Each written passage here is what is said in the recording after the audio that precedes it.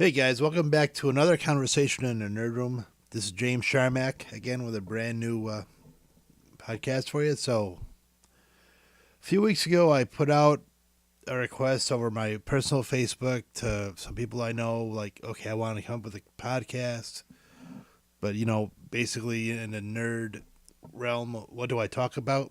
And some people suggested that I try to talk about the difference between comic book films and comic books themselves, or how comic book films get developed for the people that aren't in the know or know how these things work.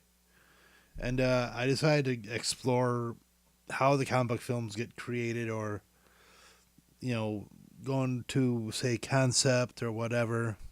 And it's just so many things, so many different factors into how good films get made, bad films get made, in between.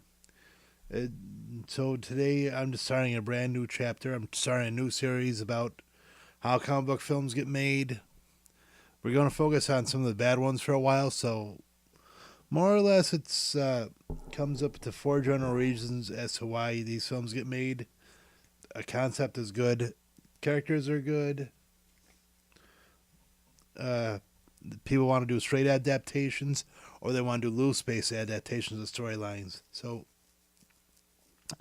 I'm going to focus on characters and how studios get movie stars, specific movie stars who are fans of specific characters, to sign on to a movie, or basically how a movie star who's a specific fan of a character gets a movie out of limbo or development hell, as it were, to actually get the film started or filmed or whatever. So we're going to talk about that for a while. So sit back, relax, and hope you enjoy it. Now, comic book films aren't that different from a regular film that's, say, been in development hell or in limbo for years, months, decades, whatever. Sometimes it's because the draft doesn't work. Sometimes it's because the stars were in line for whatever, and then they just fell apart. But anyways, comic book films, they followed in the same rules as regular films. If so they don't get made, they don't get made, or there's an intention for them to be made, and they just hang out and hang out. Sometimes it just takes a fan of a celebrity to just say, I've been offered this role or that role, but my dream role is to play this character or that superhero or whatever. And sometimes that's all it takes to get a studio to just go in their pile of whatever, of scripts that or projects that they've put on the back burner, pull out the dust, and say, okay, if we can get him to sign on, if we can convince him or her to be a part of this movie, we'll fast track it. So today I'm going to talk about how some bad films got made, probably didn't take the time that they should have, or arguably bad films that could have just been developed a little bit better, but they got made because, say, a star is white hot or whatever, and they wanted to get him before he cooled down, and they want to get a film or a comic book film. So let's start off with one from the 90s. Let's talk Shaquille O'Neal and Steel. So Steel was a film in 1997, pretty much made on a cheap. It was a film that involved the character of John Henry Irons, a character who was created about 5 years prior for the Reign of the Superman storyline, but it was a character that Warner Brothers kind of figured they could probably make a movie out of. And it was a project that was on a back burner for a while. So Shaquille O'Neal, it's a basketball star, you know him. He was starting to get into films in the early to mid 90s when it came out, or he's not shy about being a Superman fan. So Warner Brothers has this idea that, well, maybe we could make the movie Steel about John Henry Irons. Take out all the Superman stuff. Take out everything from the Reign and Superman storyline, but still keep the character intact. And Shaquille O'Neal's like, well, it's basically a Superman movie. It's a black Superman. Where do I sign up? Probably didn't even read the script or whatever. Well, he might have. They have that one joke where he's like, oh, I was never good at the free throws. But anyways, it seemed it was a fast development. They didn't really get high name actors. They got like Judd Nelson as a villain. They got Annabeth Gish. No, they got Richard Roundtree. No real names except for Shaquille O'Neal. And well, what can I say? It's basically, let's get the film out. Let's see if we can make a few bucks. Maybe we'll make a sequel. Didn't really put any money into the budget, as you've probably noticed. You've probably seen the suit itself is a hodgepodge of stuff. It's doesn't really do anything to tell the character of Steel originally. It's John Harry Irons. He's in a suit, but he looks pretty silly in it. And it doesn't really follow the storyline per se from the comics. Oh, he's got a hammer, but it really just fires a sonic beam or whatever. And it does to a degree follow his introductory story, but they probably could have done it a lot better. I mean, it involves the gangs getting military grade weapons and whatever, but still, it probably could have been a bit better. Probably could have been a bigger movie if they worked this on the script a little bit, worked on the design, maybe made the suit look less clunky. I mean, if you've seen it, you've seen how silly it looks. So, it's definitely a rush job. I mean, granted, there weren't too many movies coming out in '97. Well, there were a few. There was Spawn, there was Batman and Robin, but it wasn't so much a film that really demanded to be made, I thought. But and the audience and the critical response showed that maybe you should have just stuck to the story, maybe done the Reign of Superman movie instead, but this is just silly. And obviously Shaquille O'Neal, very young in his acting career, kind of stinks at acting. But still, they made the film. They exploited his fandom to get the film made. And he was an executive producer, if I remember correctly. So, what can you do? So, that's the story of Shaquille O'Neal and Steel. So, in the early to mid 90s, I used to read a lot of comic book magazines, obviously, because I read a lot of comic books. I was in college at the time, so there's, nothing much a comic book nerd can do outside of just read that stuff, I guess. I went to a college in a very small town, so really nothing much you can do. Anyways, in the back of these comic book magazines, they would show projects of comic book films, comic book television shows, whatever was being made or in the pipeline. I would see Daredevil. Daredevil would be in there for years and years. It didn't depend on what was going to be a film at one time. It was going to be a TV series at one time. It was going to be a miniseries. It was going to be maybe a cable show, whatever. But, the character, was in live action at least one time before that. He was in The Trial of the Incredible Hulk. Had a TV actor, I can't think of his name, who played Matt Murdock, who was defending the Incredible Hulk, or David Banner. While the Kingpin's trying to bring them down, of course. He's played by John Rhys Davies. But anyway, that's not about that. That's a story for another day, right? So, pretty much Daredevil was in limbo or not getting developed for a better part of a decade. So one day, when Warner Brothers was trying to either reboot or remake or come up with a new Superman or Batman vs. Superman movie, Ben Affleck was asked about this, and he said, well, I'm not really Superman or a Batman guy. I'm a Daredevil guy. and he talks about how Gwyneth Paltrow, his girlfriend at the time, is an Electra type, and he talks about how he's a fan of the Frank Miller storylines and whatever. So 20th Century Fox hears this because they have the rights. They figure it out, dust it off, and say, "Hey, we have Daredevil. You want to do it? Please go on ahead if you want. We're not going to make it without you." And he, of course, says absolutely because it's a childhood dream of his. Wants to be Daredevil. Film's not made cheaply though. It's they gave it a $75 million budget because this is in the early 2000s. It's after the success of X-Men, the huge success of Spider-Man. So I always thought this could probably be another home run. Cast-wise, they got Michael Clark Duncan as Kingpin. They got Colin Farrell as Bullseye. They got Jon Favreau as Foggy Nelson.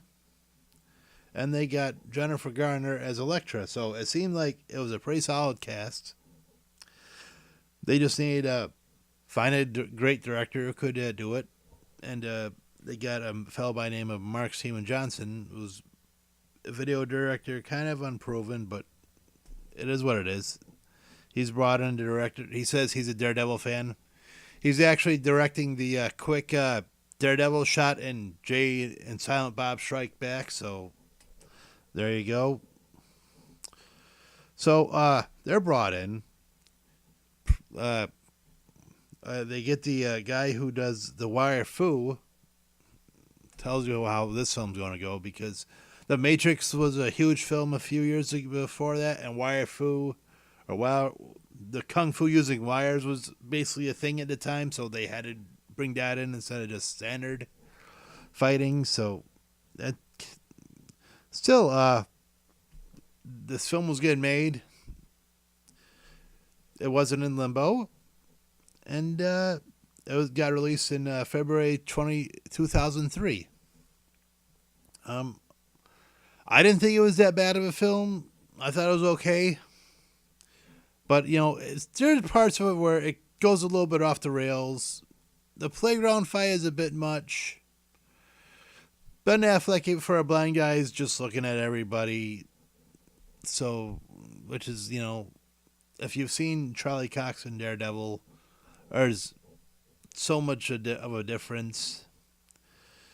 There's a lot. It's a lot of action, a lot of the usual comic book stuff in it. Story development, not so much.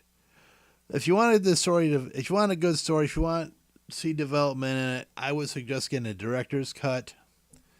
It focuses a lot less on the love story, more on Matt Murdock's turmoil.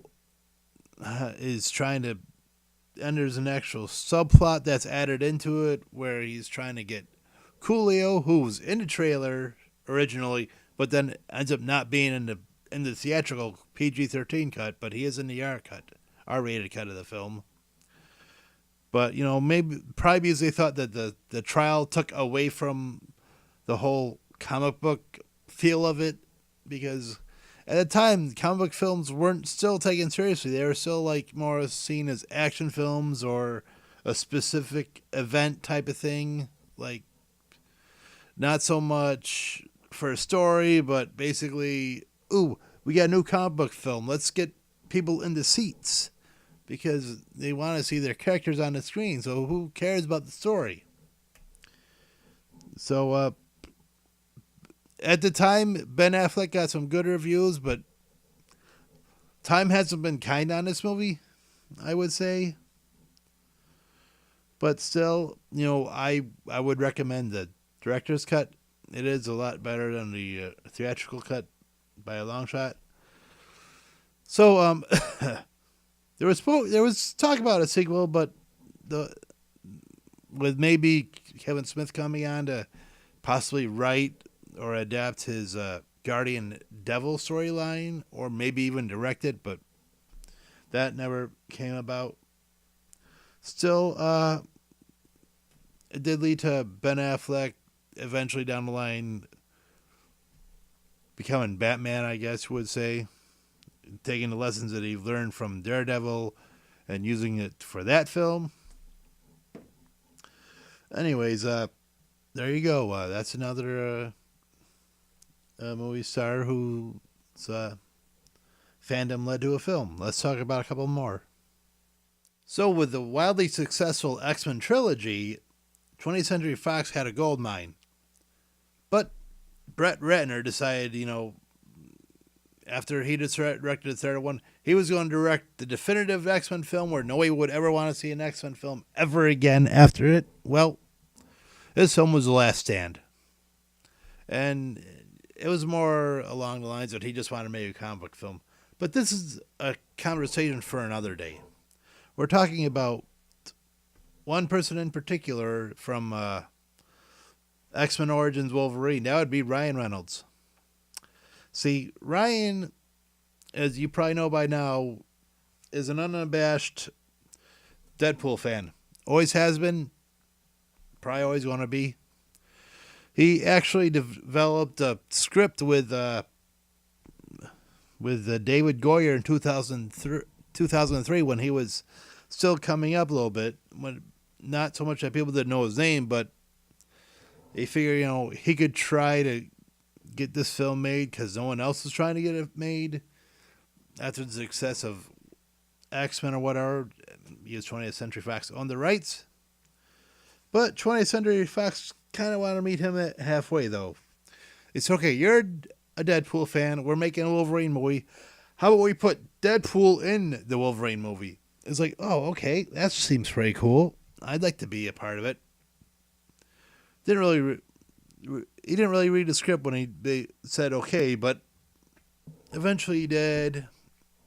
He didn't really agree with it for obvious reasons, because they basically took the character and just changed him completely around. It's a PG-13 film after all, so you can't really put a true Deadpool into the movie.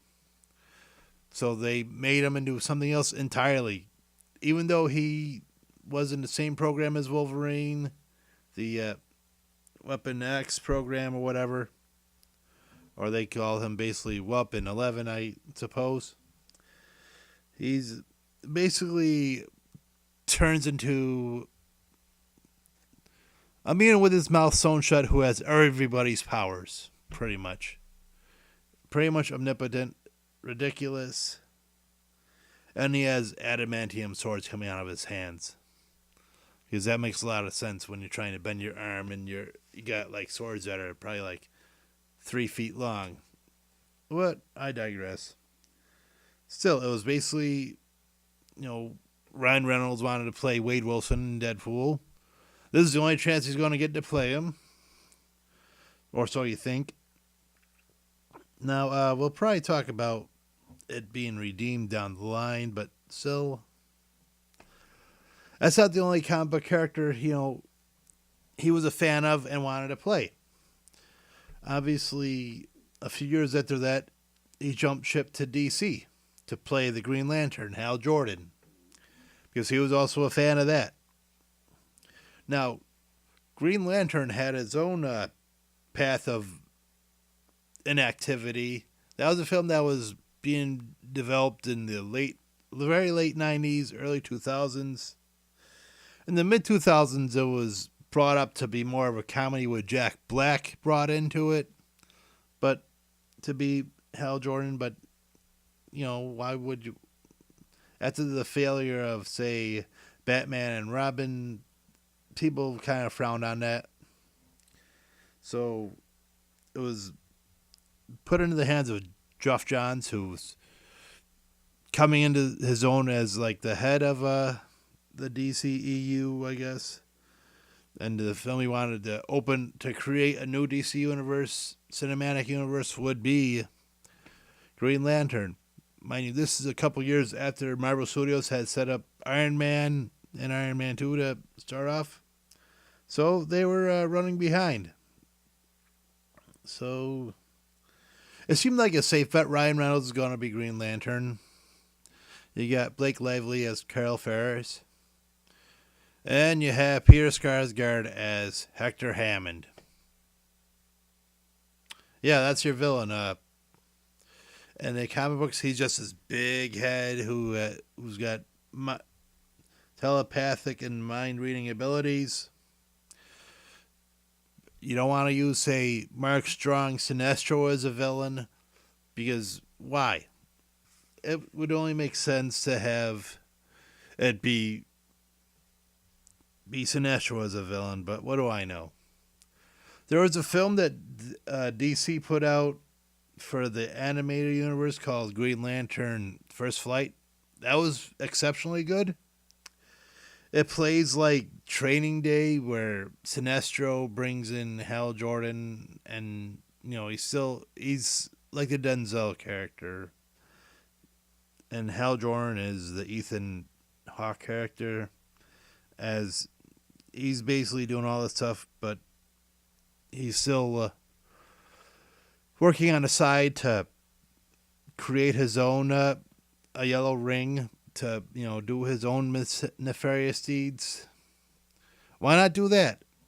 Why not have him Sinestro be the villain of the piece?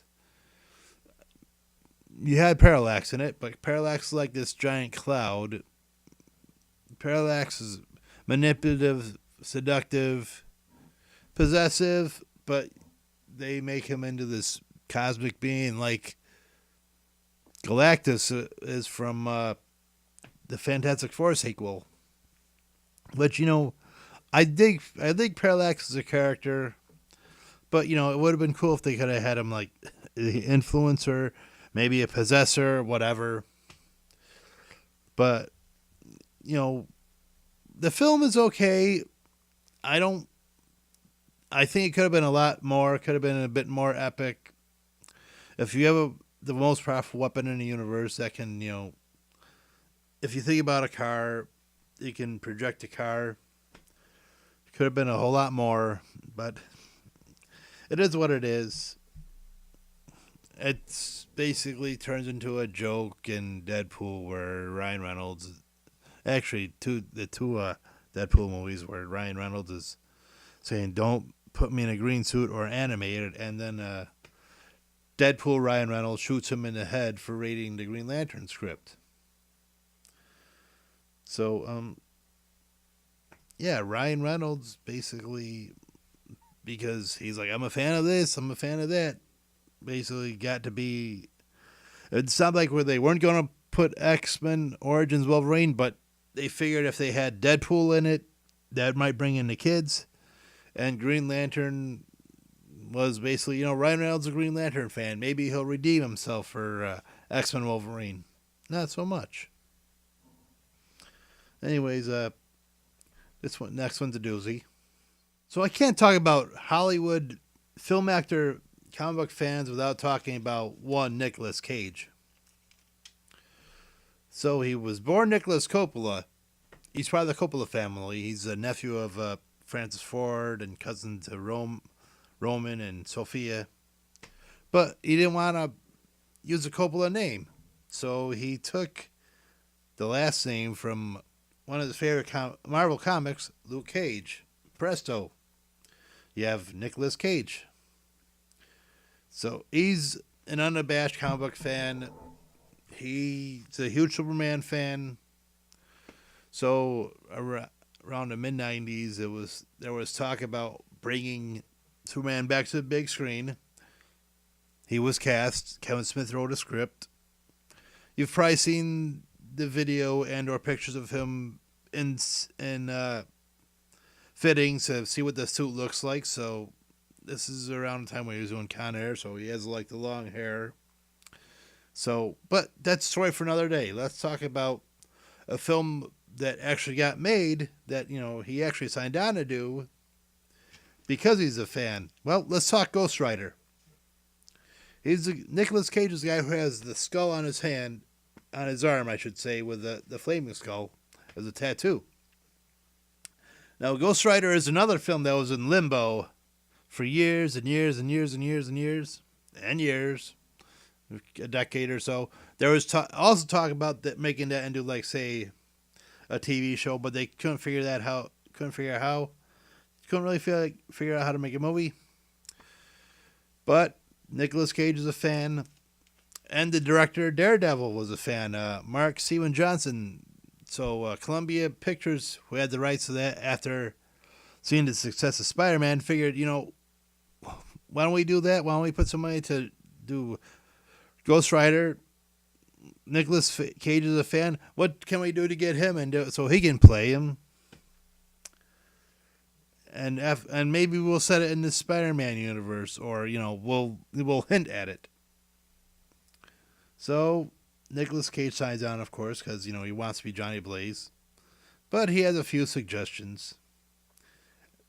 Make him more Nicolas Cage, a little less dark, or make him a bit more crazy. Less brood.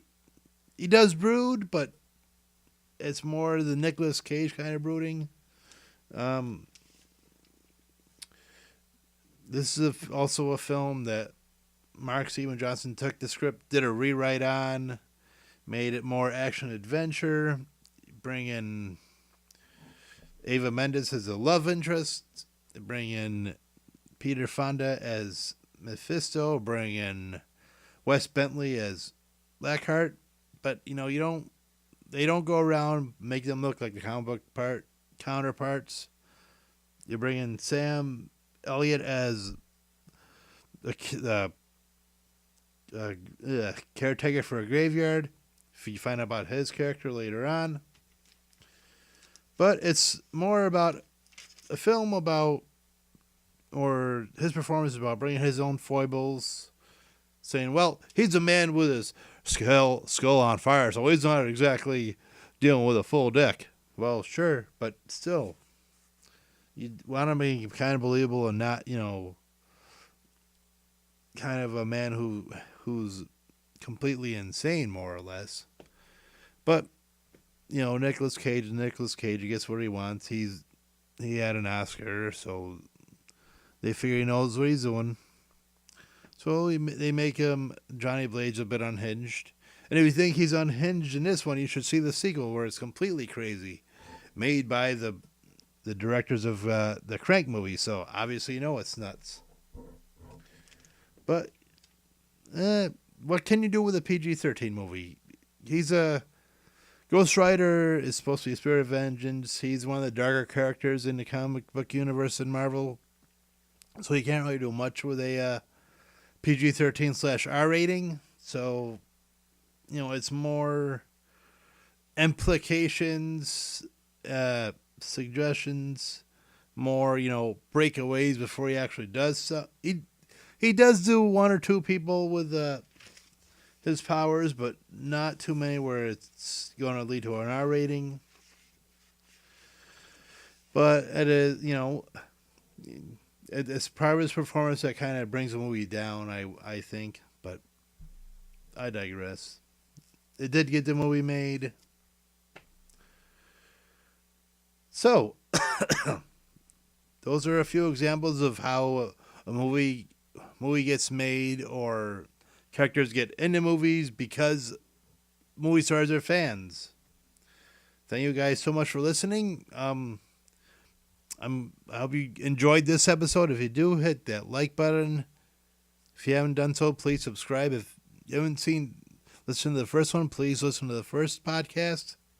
I'm going to do some more of these just because in doing research, I've discovered so many more concepts or ideas as to why these comic book films get made. So it's not just one specific reason. I want to talk about various other reasons, because it's just some reasons are weird, some reasons are strange, whatever. But anyways, thank you guys so much, and hope you guys have your ears open for another conversation in the Nerd Room.